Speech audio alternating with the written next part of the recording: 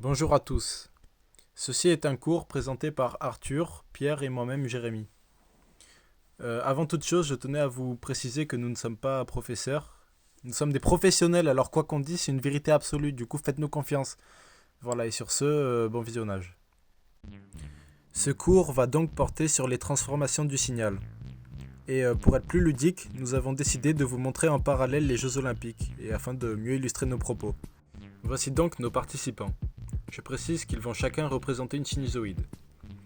Donc tout d'abord, à gauche, nous avons Arthur, dit Arthurito, qui a de multiples surnoms, tels Quicksilver, le héros Marvel, ou encore le type qui court vite. À droite, nous avons Pierre, dit Pierrot, et qui est le pingouin.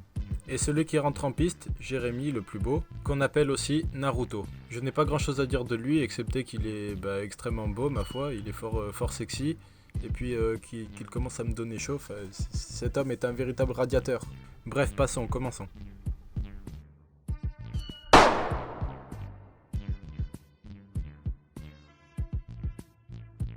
Ici, notre signal de référence sera le signal Naruto. Comme vous avez pu le voir, Arthur est parti quelques secondes en avance. Il sera donc le signal dit en avance. Et par le même raisonnement, Pierre étant parti quelques secondes après, il sera le signal en retard. C'est donc ce dont il s'agit lorsqu'on parle d'avance ou de retard d'un signal. Il s'agit du même signal mais en décalé dans le temps. Et leur équation se présente comme ci-dessus. Passons maintenant à la dilatation. Mais tout d'abord, une dilatation c'est quoi ? Dilater une fonction, ça revient à contracter une fonction ou alors à l'étendre sur l'axe des abscisses. Pour ce faire, on va multiplier notre signal de référence par un facteur dans la fonction. Par exemple, si on prend un facteur égal à 5, eh bien la fonction sera 5 fois plus rapide pour faire la même chose. Mais je préfère vous montrer tout ça en vidéo. Comme vous avez pu le remarquer, en prenant le signal de référence Jérémy et en comparant sa vitesse à celle des deux autres, on remarque que Arthurito, dans son élément, a été 2 fois plus rapide pour parcourir la même distance, tandis que Pierrot, le gros pingouin, a mis 2 fois plus de temps pour parcourir la même distance.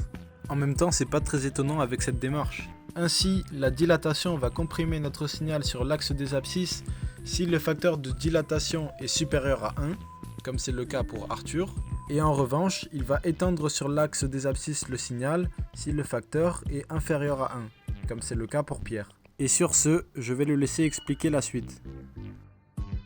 Nous allons expliquer ce qu'est l'amplitude crête à crête à travers une vidéo très ludique.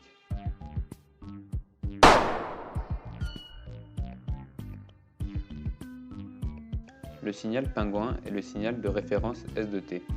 L'héros Marvel Quicksilver représente le signal avec une amplitude 2 fois plus grande, ce qui nous donne S2 de t égale à A fois S de t, avec A supérieur à 1, et Naruto, le signal avec une amplitude 2 fois plus petite. On obtient donc S3 de t égale à B fois S de t, avec B compris entre 0 et 1, qui dans le cas présent est égal à 0,5.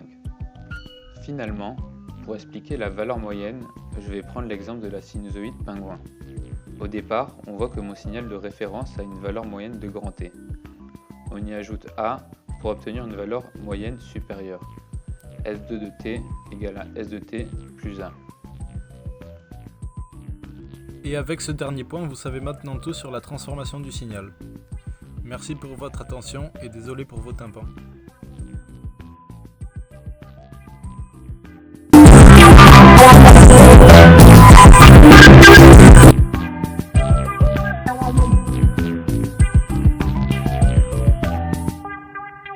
Thank you.